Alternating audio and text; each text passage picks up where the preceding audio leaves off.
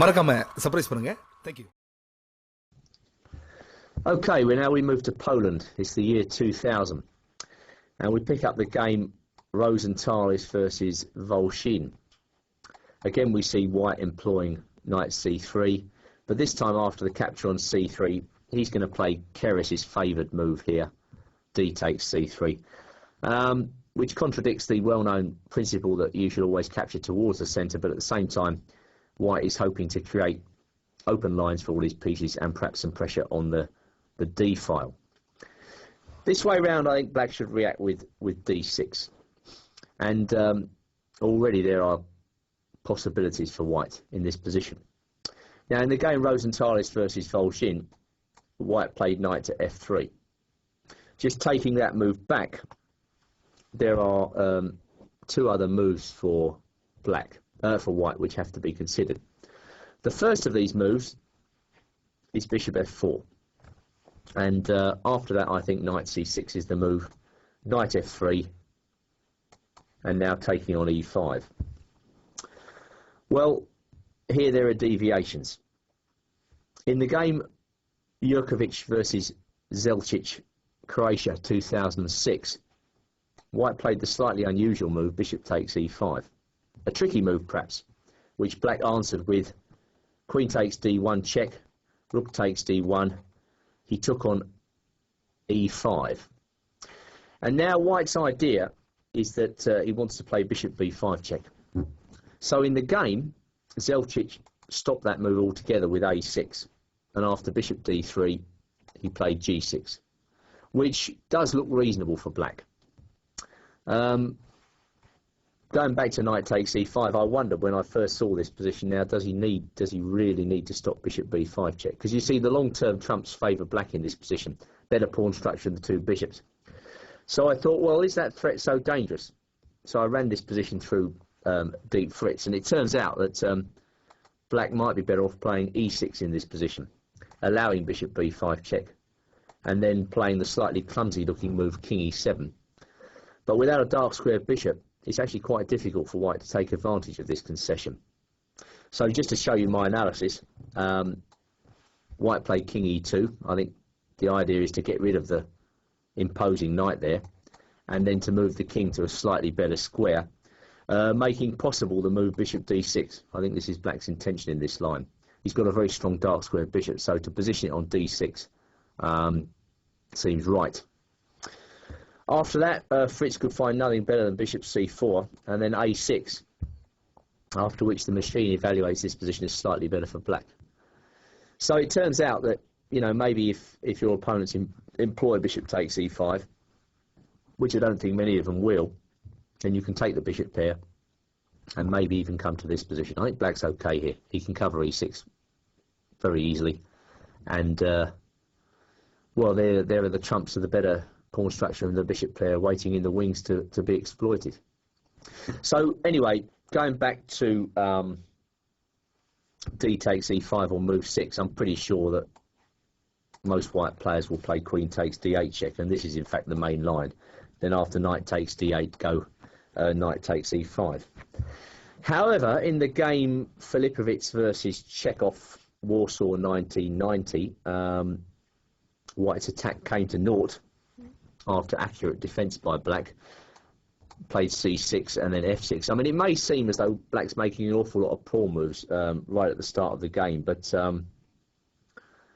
well, I'm not so sure about that. Alright, well, in the game Filipovic versus Chekhov, knight c4 was played. Black went knight to f7. Bishop g3. e5. Knight came back to d2. A retreat, but White is hoping to get this bishop into the game. Black played pawn to g6. Bishop comes out to c4. Knight came to d6. Bishop comes back to b3, and now Black starts to position his pieces very actively indeed with bishop to h6. White played f3, Black played bishop f5, king b1, castle on the queen side, and Black has a clear edge. By no means perfect play by both sides, but it gives you a flavour of the line. If white's attack or activity breaks down in the opening, then black tends to have whatever advantage there is in the position, simply because of his better pawns.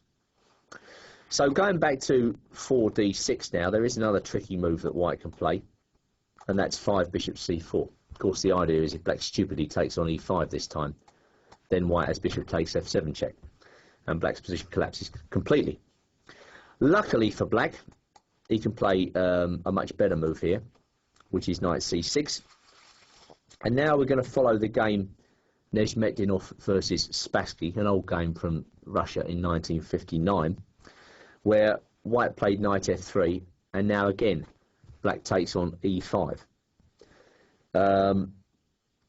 Queen takes on d8, very common feature in this line. Knight takes d8, knight takes e5, but now f6, and knight comes back to d3, and Spassky confidently played the move e5.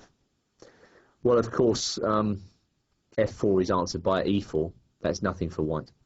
So Nezmetdinov decided to castle. Bishop e6, in principle, exchanges favour black in this type of structure. White went bishop b3, black went bishop d6, rook e1, and now white's probably threatening f4 in this position, so Spassky played a very good move here, pawn to g5, and that cuts white's attacking chances completely out of the question.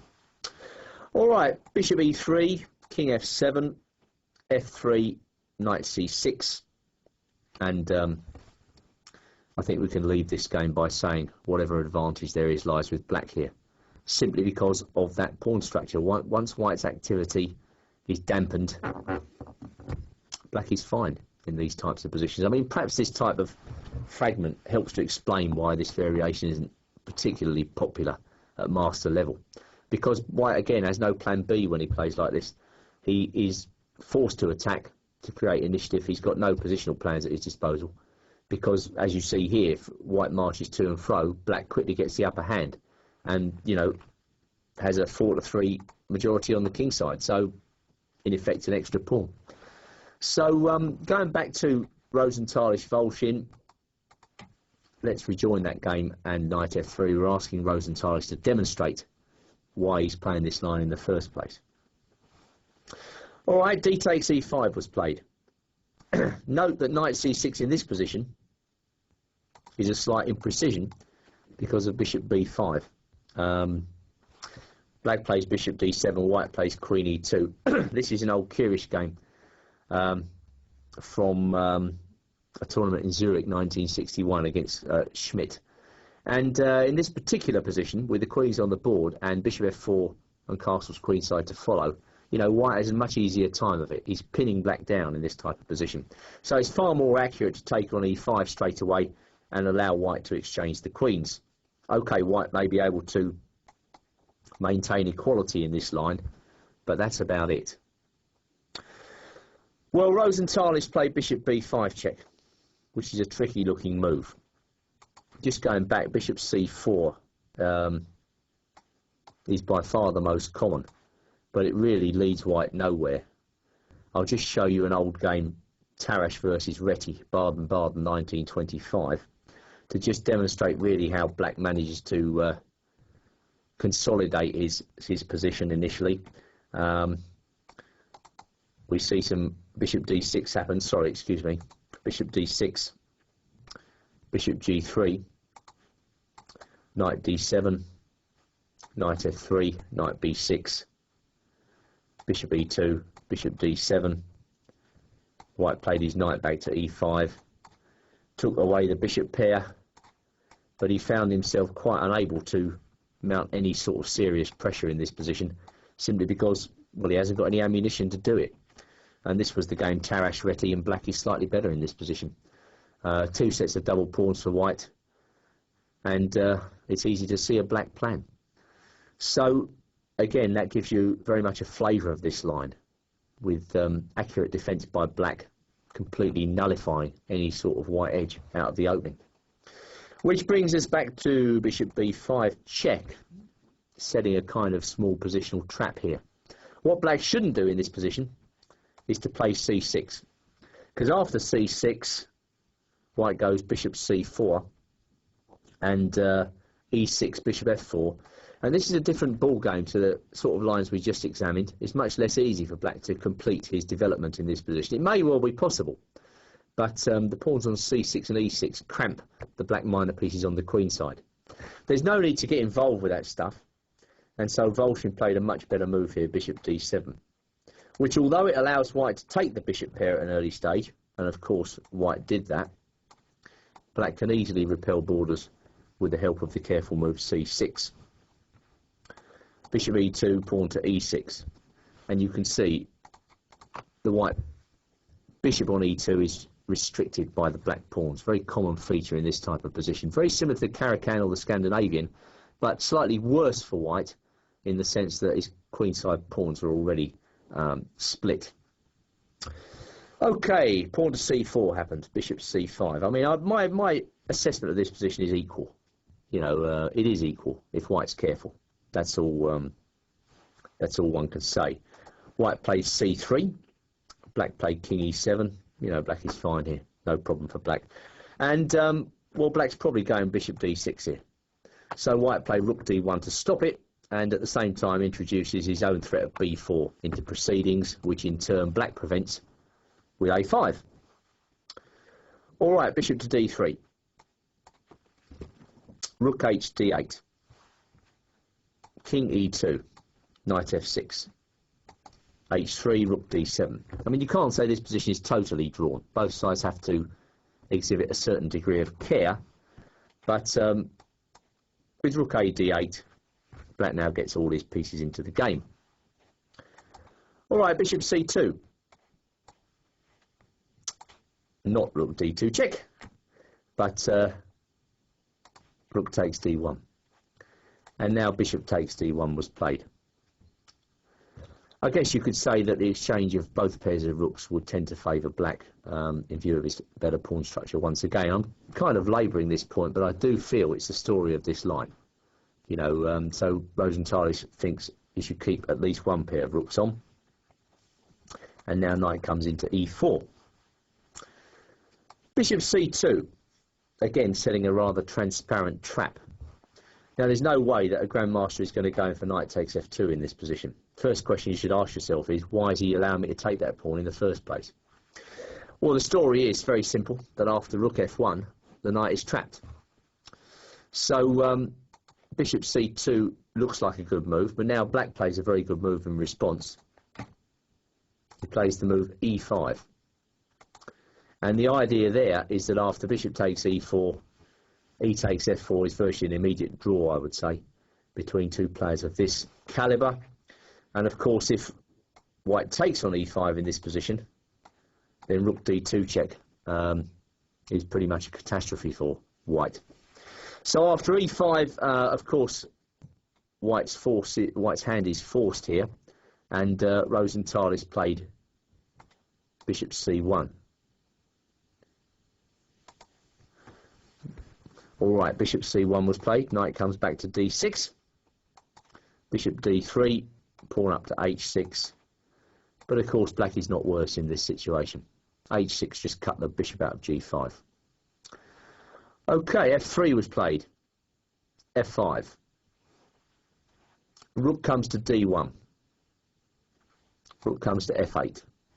Pawn to b3. Rook comes up to f6. Bishop c2. Pawn to e4. And now Rosenthal has played bishop f4 and offered a draw, which Volshin accepted. Point being that black can now play g5. Bishop takes e6, rook takes d6, rook takes d6. Bishop takes d6. Sorry, king takes d6 is probably better. F takes e4. f4, and of course this position is just a total draw. Black white's a nominal pawn up, but well, opposite colour bishops just mean that this is a total draw.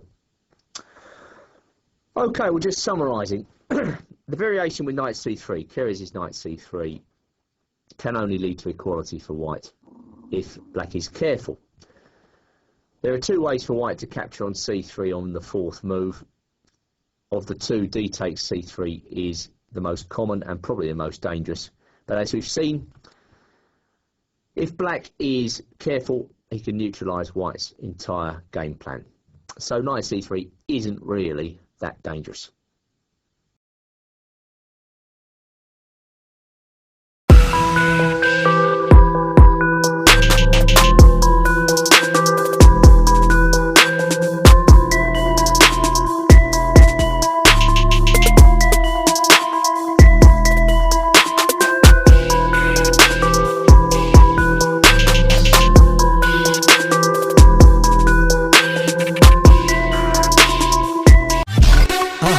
மறக்காம surprise பண்ணுங்க.